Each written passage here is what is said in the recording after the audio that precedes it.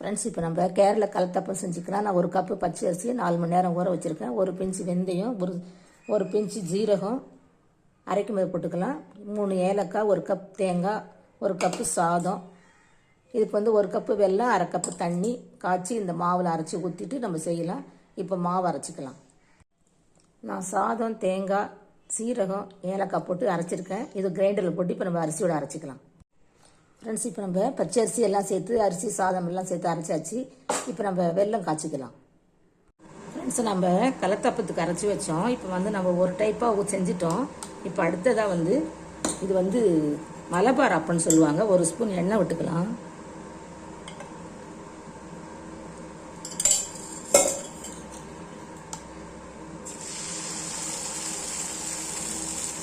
இவ்வளவுதான், திருப்பி போட்டுக்கலாம்.